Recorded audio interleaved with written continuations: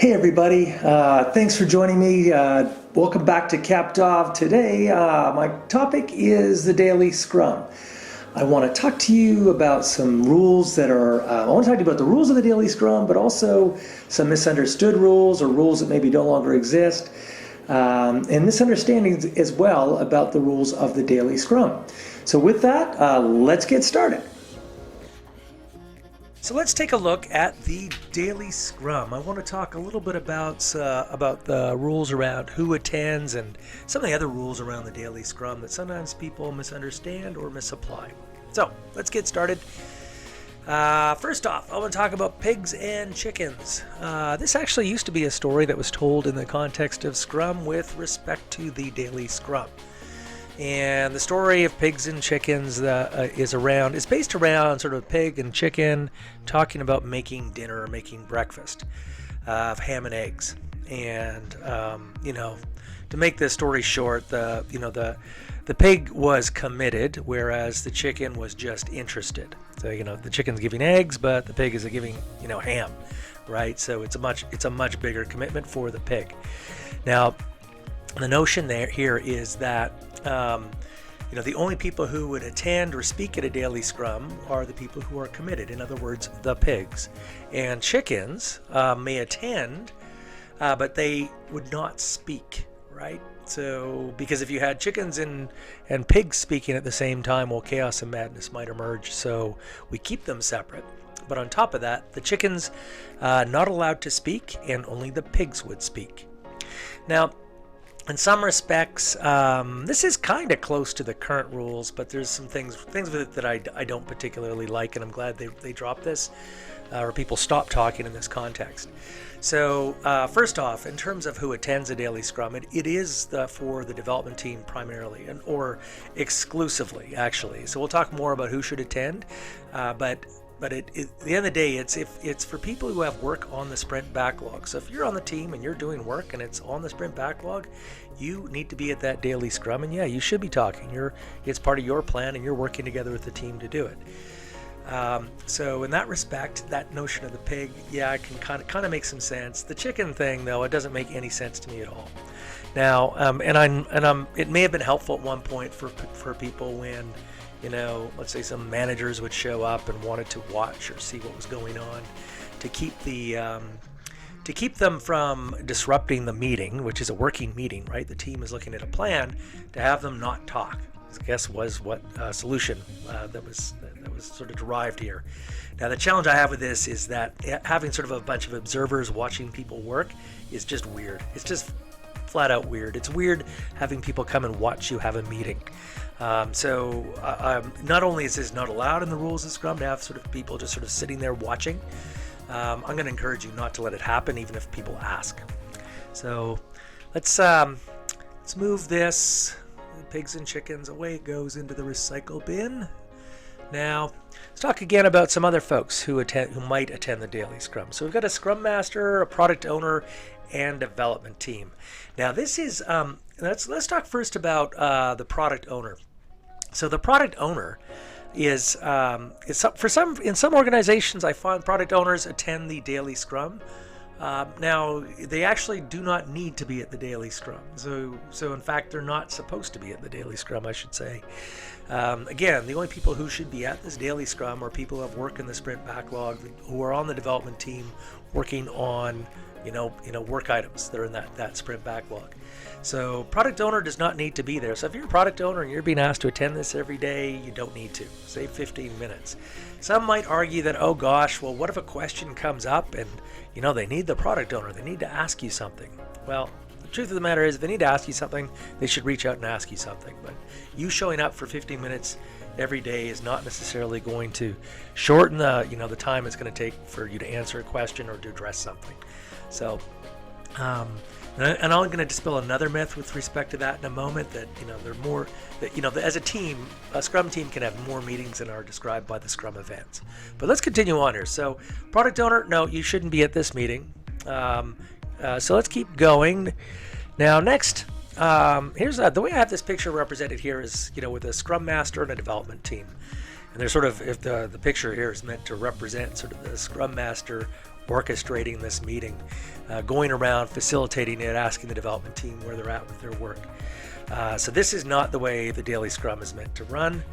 And in fact, the Scrum Master, it doesn't need to be there at all. In fact, their only role, if they are there, is to support the team, but most importantly, they're there to ensure that the team is able to run with it.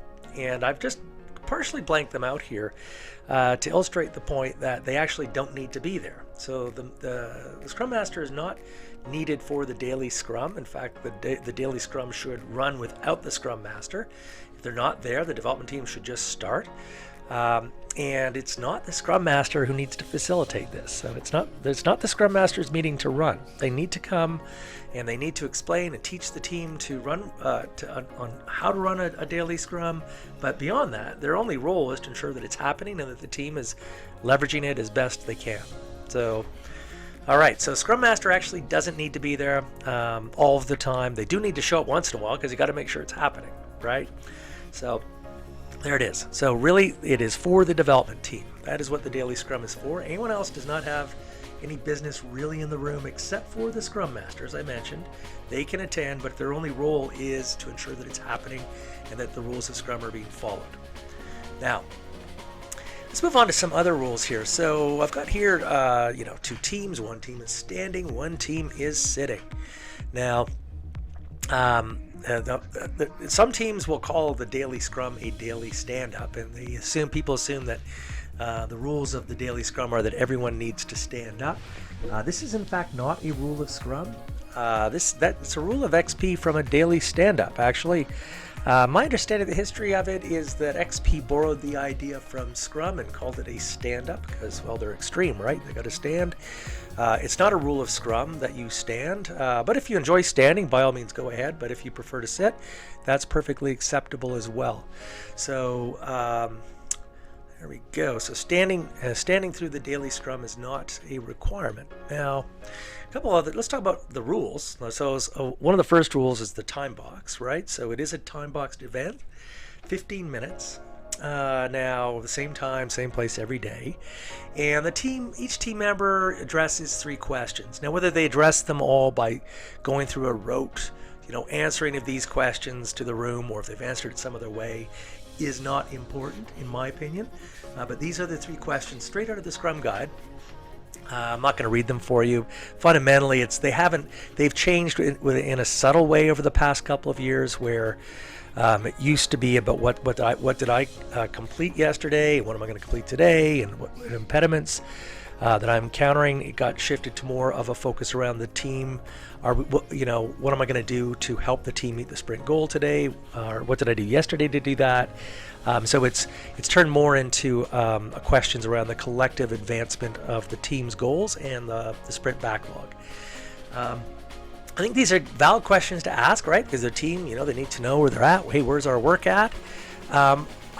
They also, if you look at this, we're looking at work that people are doing on a plan, and so what the team is doing is they're really talking about their work in a sprint backlog, and that's what I've got represented here now. With PBIs and those W's, those are like work items, right, in my plan. So the team is looking at this, understanding work that's completed, work that's gonna be in progress today, and challenges that are happening with the plan. But importantly, looking at this plan to say, well, hey, does it still make sense? Do we need to meet with the product owner and adjust this?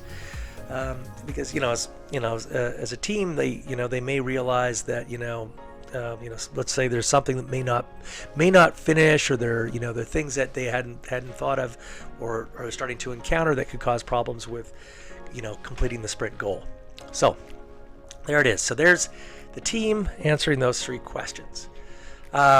Now, another important point here is this is not the only time the team can talk. So, often it can be perceived that, well, the Scrum Master needs to be there in case like some major impediment comes up, so they can zoom in and start removing impediments. This is a bit of a misunderstanding of removing impediments as a Scrum Master. I probably need to do this in another video, but the reality is the team is actually responsible for addressing most of the challenges with their plan, their work, conflicts amongst the team. So, and importantly, like if there's a question or a discussion that has to happen, the team can definitely meet after this. And if they need to meet with the product owner, they do that. If they need to meet with the Scrum Master, they do that. The Scrum events and the Daily Scrum are not the only time during the day that the team may talk. So let me know what you thought of that. Hopefully it was helpful. If you have any tips or ideas and things that you've encountered with the Daily Scrum, misunderstood rules, or ways that you approach it, ways maybe you approach it to keep that Daily Scrum to under 15 minutes, I'd love to hear about it. Please add a comment below. Also, really helpful if you subscribe on my YouTube channel, so please check it out on CapTav if you can.